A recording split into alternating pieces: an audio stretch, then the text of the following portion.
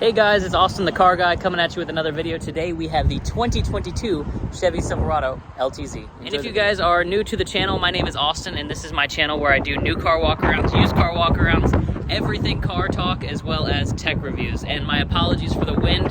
It is very windy in Louisiana. All right guys, so as always, starting with the exterior, this is our 2022 Chevy Silverado LTZ, and they did redesign this truck in 2022, so this body style is carrying over into 23 and 24 along with the interior and technology. So everything in this review is still up to date. If you're watching it thinking about buying a 24, this is all the same exact information and build quality. So looking at the front, this is the LTZ. It does have a chrome package, so we've got a chrome grille, chrome bumper down below, chromed out headlights. You can get some packages where it's all darked out. You can even get the Trail Boss, which is completely different, especially down at the bottom for ground clearance. But there is some fog lights below mounted. We've got some tow hooks. We've also got our ultrasonic parking sensors along the front. These really neat fake looking vents.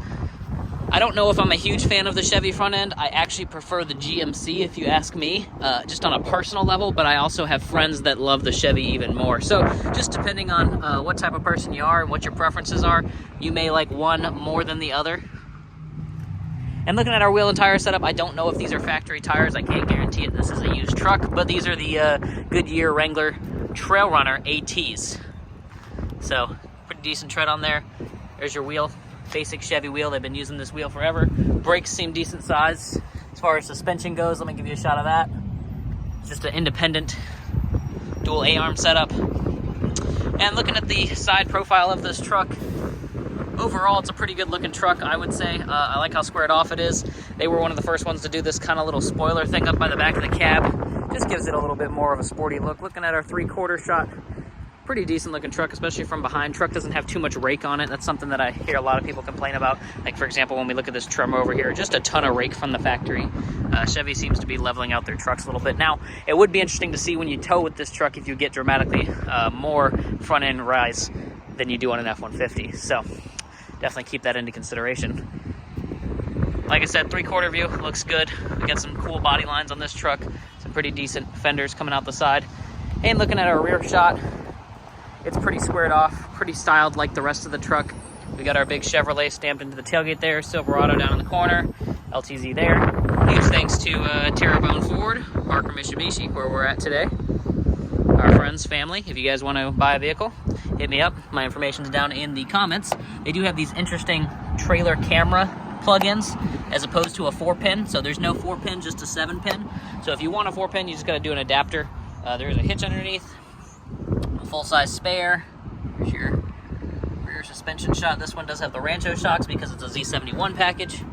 Do have ultrasonic parking sensors and the dual exhaust, which I actually, in my opinion, I prefer this Ford dual exhaust over what's on the Chevy right now, but that's all right. It's just my opinion anyway. Tailgate is power release, so it's power up down. So just push the button, comes right down. This one does have a 400-watt plug in the bed right there. 3 tie-downs in each corner, which they're real famous for. And then LED lights. The power tailgate is super easy to operate. Just give it a little lift, and it knows it wants to go up and goes right up. You can also use the button on the key fob or the one inside the cab. But yeah, overall, pretty decent truck. There's your Z71 badge that I was telling you guys about. This one does have the 6.2 liter V8, which you can tell by the hood decal. There also is a 5.3 liter V8 and a 3 liter Eco Diesel. And on the lower trim levels, there is a base 2.7 liter inline 4 that's paired with an 8-speed. The rest are paired with the 10-speed. For example, this truck has the 10-speed. Looking at our fuel door real quick. Capless fuel fill. Premium fuel recommended. Keep that in mind if you do have one of these 6.2 motors. You should put premium in it. At least that's what the manufacturer recommends. Looking at your rear door. You can see storage down below, soft touch at the elbow, some wood trim, look here, some chrome below that. This is actually still has plastic on the door handles, so there you go. It's basically a brand new truck. And this might be a huge value proposition for you if you're looking for a used one, because these trucks do have a pretty low price, especially when you consider the equipment that you're getting. Really interesting seat back pockets right here that I kind of forgot to talk about. And then of course you can see huge interior. Let me climb in here real quick. So climbing in here, good knee room, good foot room, good elbow room, soft touch at the elbow. The seats are fairly comfortable. The angle of the seat, however, is a little steep. I wish there was a recline feature of these seats, but there's not. We do have a flip-down armrest with 2 cup holders, another 2 cup holders. These rear seats are heated. We do have USB-C, USB-A, some air vents, and then seat back pockets on each of these seat backs, and there is nothing else on the back of this console below that. Up top in the ceiling, this does have the sunroof. There is no option on the GMC or Chevy trucks to get a pano sunroof, so just the regular sunroof. There's some LED lights back here, and this rear window is power. So next we'll go ahead up front, which real quick before we go up there, I'll give you guys a quick shot so you can see all the screens and overall quality of the front. It's a pretty nice looking truck in here. I honestly, yes, I am a Ford salesman, but part of this channel is me challenging myself and these products to get to know a little bit of everything in the car business. So that's why I bring you guys these videos of every brand. 360 cam, LED light, blind spot monitoring. These are power folding. Opening up the door tells you Fort Wayne assembly, which is good because some of these trucks, a lot of these 1500s are built in Mexico, so it's good to get an American built one. We do have memory seats on this one, more wood trim, leather, power mirrors, power windows. These are folding. Bose sound system with a speaker grill, storage right there. Looking at the transom, fairly decent protector here for the seal, and then of course power seat with power lumbar. Climbing inside, you can see heads-up display adjustment right there, parking brake, 4-wheel drive / drive mode controller, all of our lights, interior and exterior, and then of course, most importantly, let's start it up and see what these screens look like. So foot on the brake, push the start button.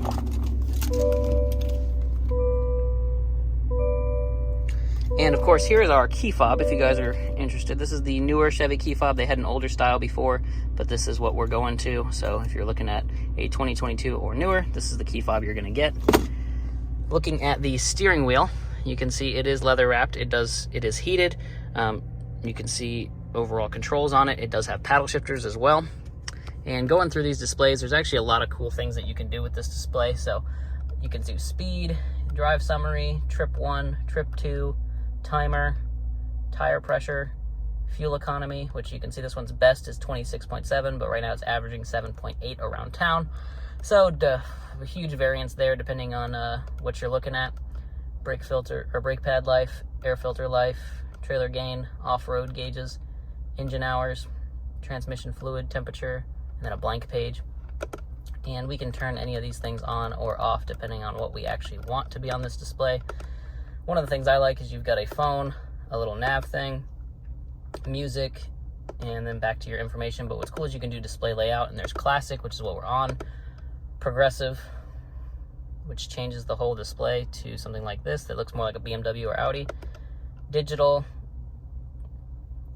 which is pretty neat in the fact that it's all just numbers, no dials at all, and then clean, which is just the speed right in the middle, which I actually kind of like.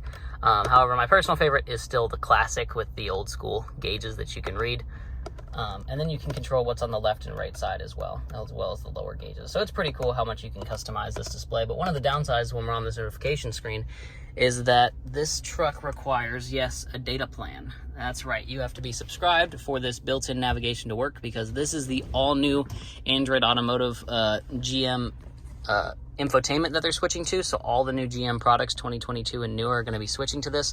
It's actually built by Google, so it's a little bit more integrated than we're used to.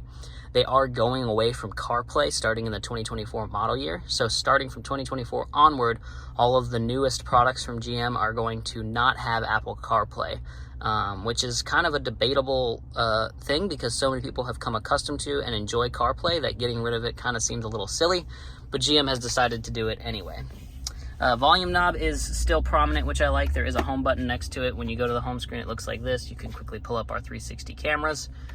There is no hard button for that feature. And going over from there, you've got climate control in here.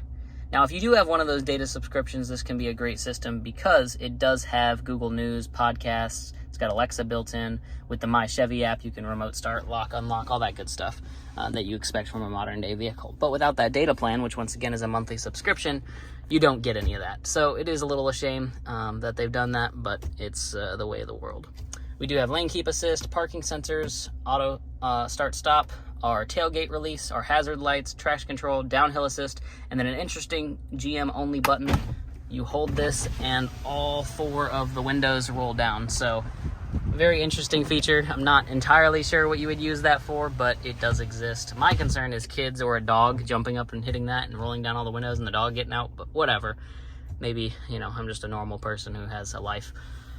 Anyway, below that, we've got our climate control, which you can easily turn on with these buttons. There are hard buttons, which I still like. There are heated and cooled seats. You do have a trailer brake controller, a USB-C, a USB-A, a little area to store some stuff, which is where I conveniently throw the keys. Behind that is the shifter. It is an electronic shifter. You go back for drive, forward for reverse. There is like a half click for neutral right there, but then push the button for park. Another nook here, another nook here, which if you're on a GMC, this is where your trailer brake controller is. 2 cup holders, a wireless phone charger tucked right here, but then another area that used to be the wireless phone charger, so some people may get confused if you're coming from like a 17, 18, 19 Chevy, because this is where they put the charger. Nope, it's down here now. So lifting this up, you can see we got a shelf in there. There's that wireless charger more prominently. We do have take the shelf out of here for you guys. We do have USB-C, USB-A, and a house plug right over here, along with storage behind that. That's just a LED light if you're wondering. And then the shelf goes back. But yeah, overall, fairly decent. Up here, we do have lights. Hello. And then a digital option for a rear view mirror. There is a HomeLink garage door opener right underneath, along with adjustments, because you can tune that camera up or down based on what's required. Dual glove box in this truck, just push that button, glove box opens up. Not a very big one, but you could store some goodies in there. And below that, this is a locking glove box. You've got all your books and manuals and everything. And I said this was your HomeLink garage door opener. I was wrong. Your HomeLink garage door opener is up here at the top. This is for your power rear window, right there. Yep. And of course, you've got stuff for the sunroof as well. It does tilt, it does slide, and then there's still OnStar, which I guess they're moving away from. Well, that's everything inside. Let's go under the hood and talk about that 6.2 liter V8.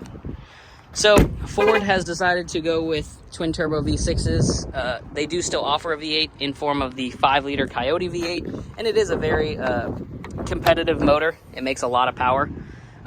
Chevy has gone kind of the other way with just building V8s. They've got the 5.3, which is the more common V8, and then this upgrade, which is the 6.2. The 5.3 makes 355 horsepower, 383 pound-feet of torque, and then this motor here makes 420 horsepower and 460 pound-feet of torque. It might be 480. I'll put it on screen exactly. But yeah, that's the power numbers on this truck. And when you compare that to an EcoBoost, they're extremely similar. The EcoBoost is just going to give you better fuel economy. Now, talking of fuel economy, Chevy has done active fuel management in this motor, which is the hydraulic lifters on all 8 cylinders, which will open or close to basically shut this down to a 4-cylinder to save you fuel. They've been having a lot of problems in recent years with oiling on those and failure on those hydraulic lifters. So there's been a lot of warranty work. And one of the downsides of that is that when you have that job done, it really needs to go through and clean out everything in the engine, because the metal shrapnel that exists from those failing goes all the way through the oiling system. And a lot of times either GM isn't recommending it or the dealerships just aren't doing it, but they're not getting all of that damage out of there. And so you have the issue, and then another 40, 50, 60,000 miles down the road, you have another issue related to that first issue, and it's not covered under warranty because you've gone past the mileage. So that's one of the downsides of that active fuel management system. It does exist in a lot of products, so it's not necessarily something that you can avoid. You can go get a Ford that doesn't have active fuel management, but then you've got turbos and other things. So it's pretty much give and take. It's a dollar one way, a dollar the other. So you know, it's pretty much a wash just as far as reliability goes. I would say American full-size trucks are more reliable now than they've ever been before. I definitely think that if you bought this brand new and you did the scheduled maintenance and took care of it the way you were supposed to, it'd probably last 200,000. And I think the same thing about a Ford or even a Ram right now. And, you know, when you get the Japanese brands involved, it's even more reliable. But yeah, talking about this motor, as far as maintenance items go, it's super, super simple. You get a fuse box over, or your battery over here, a fuse box here. You got your oil dipstick right here, some AC coolant lines there. You've got your air box over here for changing your air filter, oil fill right there, and then coolant reservoir there. You've also got your washer fluid tucked away on the side over here. Very big motor, makes a lot of power, tows a lot, definitely sounds good with an exhaust. I think that's probably the biggest thing that people are loving about the Chevy V8s over the EcoBoost motors right now, is just that you can put an exhaust on one of these and get that old school American rumble. Now, the Ford trucks with the 5-liter and an exhaust sound really, really good. I just haven't seen nearly as many of those with a aftermarket exhaust as I have these Chevys. Well guys, with that being said, if you've enjoyed this video, make sure to like on the video, comment down below, subscribe to the channel, hit the notifications bell so that you get notified when we come out with new videos. Thank you guys so much for the support. I apologize if the audio of this video has been absolutely terrible because of the wind. I just can't control the weather, and my microphone that I have just doesn't sound any better than my my phone microphone as far as quality goes. So, thanks for watching guys. Have a beautiful day.